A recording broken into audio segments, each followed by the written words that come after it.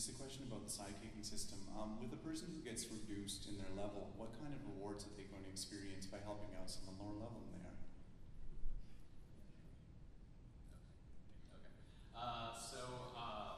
When somebody is reduced in level, they'll receive rewards that are good for their level, not exactly optimal, but they also don't get nothing. So it's kind of a balance. You aren't giving like if you're a player who is operating at like peak efficiency and like is gaining the maximum amount of loot and XP per minute that you could possibly gain for your level.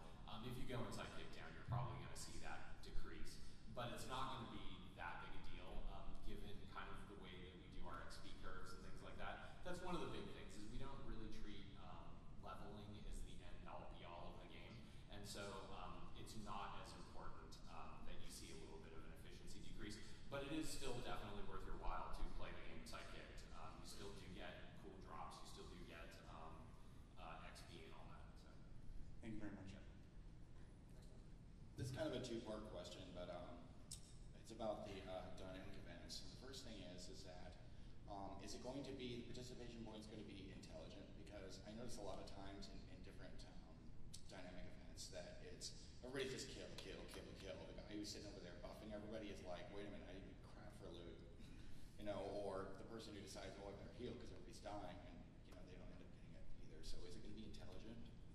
Yeah, there are a lot of different, each event will have different conditions that it's pulling for to give participation based on the things that you can do in the event. There are a few things on the show floor we don't have hooked up yet right now. Like if you're buffing everybody, the game actually doesn't recognize that yet. That's something, the kind of things that we'll be looking at doing as we get closer to release. There are a lot of things that you can do in events though right now that earn you participation. If you resurrect another player or an NPC when you're in an event, and you help bring them back to life and get them back in the fight, you actually get full credit for that towards participating in the event. If there's a town that's on fire and you help put out the fires, each one of those that you put out, you're earning participation for. If you have an event where you're raiding an enemy fort, oftentimes we'll add extra stuff in this area that not only can you do to blow up enemies, but you can blow up all the stuff that they own there. So you can raid through, you can take out their homes, you can blow up supply crates.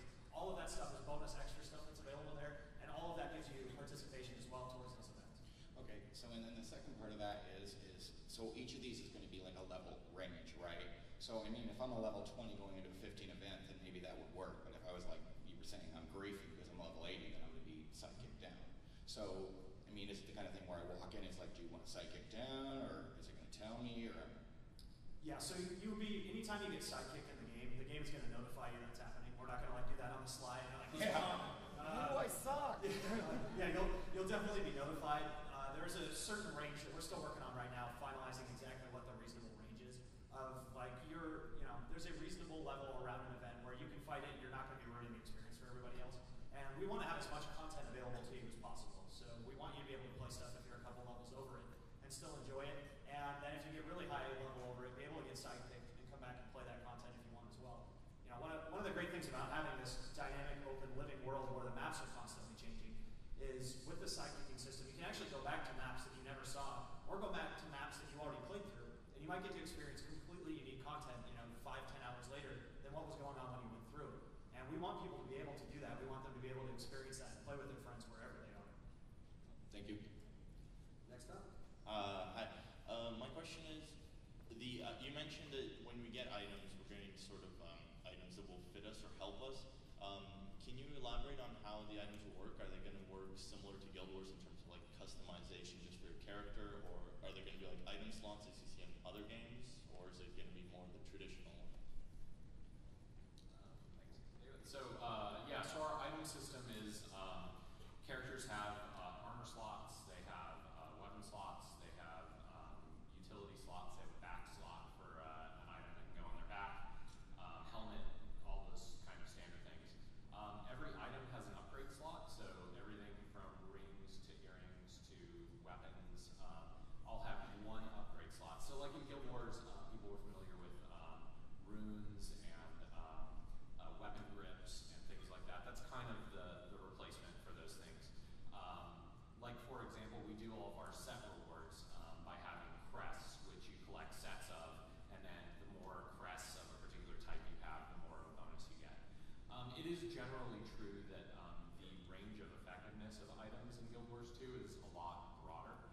Guild Wars 1, items I think it's safe to say make more of a difference than they did in Guild Wars 1. The one thing that hasn't changed is kind of our philosophy of the kind of standard plateau of power that you get to at any given point in the game shouldn't be super grindy and hard to get to. It should be relatively easy, and then appearance is more the thing that you kind of have to work and go that extra mile for.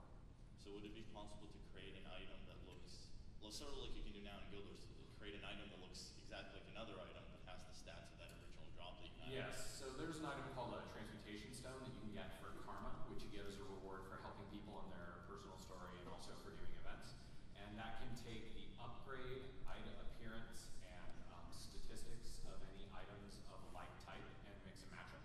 So if you have an upgrade of any kind, like let's say you have the appearance and the upgrade that you really like, and then you have the stats of a new item, you can mix them that way, or you could take the upgrade and stats from one item and put the appearance of the other item on them. So you can kind of mix and match the items. All right, thank you very much. So I had a question about weapon skills and learning. So you've seen from the demos now that you guys have implemented a new skill learning system for when players are first starting out to get their new weapon skills.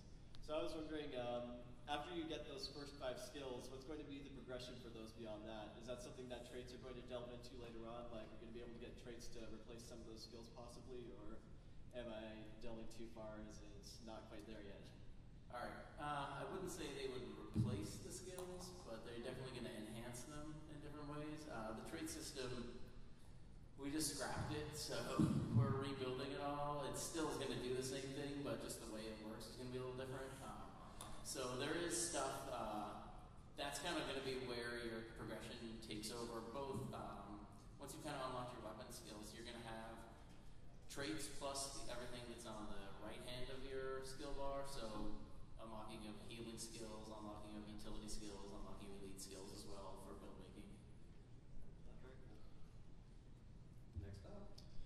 I was wondering if you are planning on having a in-game cash shop that uses real-world currency, and if so, I'm hoping you'll tell me it'll just be cosmetic or fluff type items and not the pay-to-win items. So yeah, we've talked a little bit about this, and at some point we'll have more details. But we're going to have an in-game shop similar to what we have in Guild Wars 1, where you know, we tend to feature cosmetic things and things like that. Our basic philosophy is that we don't want item shop items that make it feel like the game is a pain in the butt to play unless you have them, or that are things like, wow, I just can't play the game without these things. So, you know, we'll release more details on it, but right now it's basically the same sort of philosophy that we use in Guild Wars 1, where it tends to be, you know, cosmetic sort of stuff. There's actually some pretty cool things along those lines that we're planning for it too, but we'll release more details on that later. But yeah, fundamentally, we don't want it to be a thing where you have to buy items at the cash shop in order to play the game. Okay, thank you. Go ahead. I have a question about bosses and naming. If I kill a centaur boss, say like Larry, okay, if I kill Larry and I come back and the dynamic event chain has reset, and it's time to kill that same centaur boss again, will he have the same name? Because that seems kind of ridiculous. Larry. One of the things we're doing in design is we are trying to avoid naming the centaur boss Larry. That's our key, because it replaces, well, you'll see this in characters that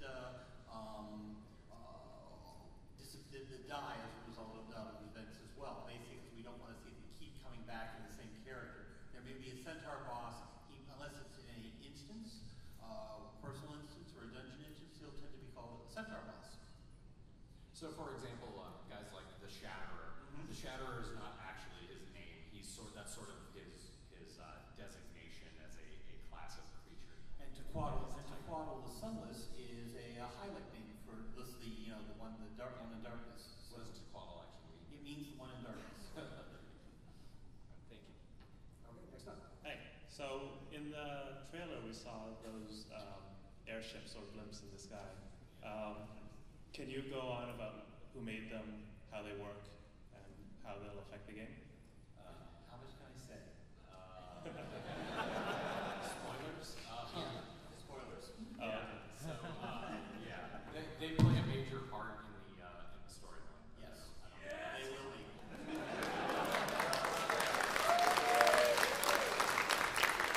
Now, when we look at the we always talk about how we iterate, we go back, we change, we evolve the game system. As the airships have come online, we have said, okay, how are we going to use them? And because a year ago, if you would be here, I'd say, probably not. We probably wouldn't do something like that. Now, we have airships. We know the technology. We know how they're functioning, and we're going to be incorporating them in the game. Okay, I'm not going to wave off on the enforcer quite yet, so I think we have time for another one. Okay, I'll give a quick one. So you mentioned multiple guilds. Will you have alliances similar to how you had in faction, so multiple guilds can like group together in one large super guild faction with one cross chat kind of thing? So we haven't figured out exactly how we're going to do that, but we definitely want guilds to be able to cooperate with each other and for guilds to be able to have sort of shared goals. But yeah, we haven't finalized details on that. So sorry, I can't quite answer that yet. All right, one more. Fantastic. I actually had a question about the dying system. I was wondering if you, I know you're excited. You haven't had this sort of question all day, so. What happens when you die? Okay. Yes. Do we go to a magical place? No. The real question is had you guys ever considered, you mentioned that you have 400 different dies, so you guys don't actually have a system that would be set up for creating a range in terms of contrast or a full color wheel.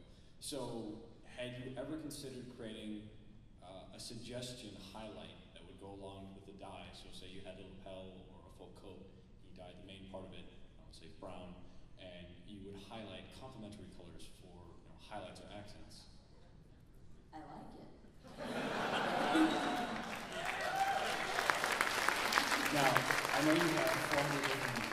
I know you have 400 different dyes individually named. Tooltips are nasty, so I don't know if you guys would want to actually be able to set up an algorithm looking for something like that with the systems that you have. I'm sorry, I didn't hear the question. Oh, well, I was just wondering if that even is feasible. So sorry. Can you do it? Oh, just the name. Well, Is it practical with how you guys have built, the program? Well, I mean, the guys all have names. I mean, I picked every single one to have name, and in the UI, you will be able to visually see this, so that it's it's an easier conversation with your people to be able to say, hey, let's use amber instead of saying orange number 10. Right. But if you're asking something specific, I really can't hear. Oh, sorry. I kind of mumbled. Apologize. I was just wondering whether or not, with how you've programmed, the system, whether or not finding appropriate complementary colors for every piece of clothing would actually be feasible.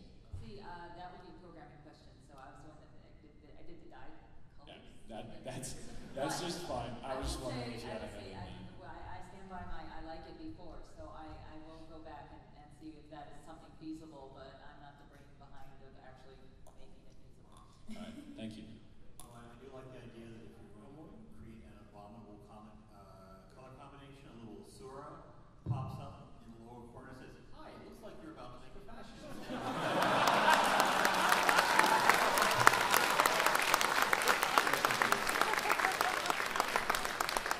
Would you like help?